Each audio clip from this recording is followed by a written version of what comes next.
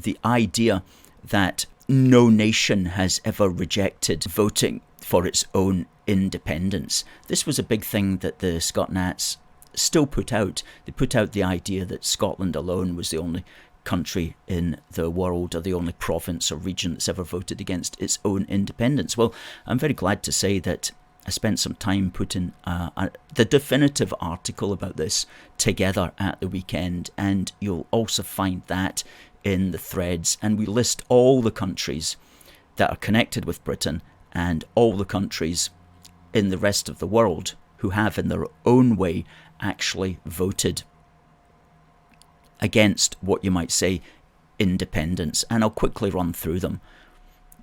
The countries related to the United Kingdom: Newfoundland in 1948, the Cayman Islands, although it wasn't a referendum, it was a government decision.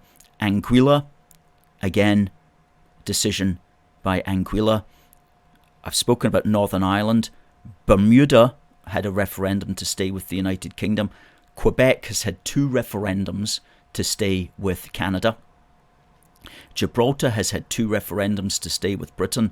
The Falkland Islands, and of course Scotland.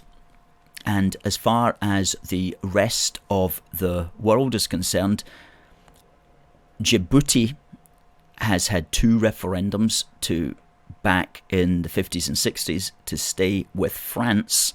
Mayotte also had a referendum to stay with France. Puerto Rico has had 6 referendums to try to join up with the United States, although the United States remains skeptical about that. New Caledonia has had 4 referendums to stay with France. And there have been several referendums of the islands in what used to be called the Netherlands Antilles in order to maintain their connection with the Netherlands. And you'll find that in our article, Referendums which Rejected Independence.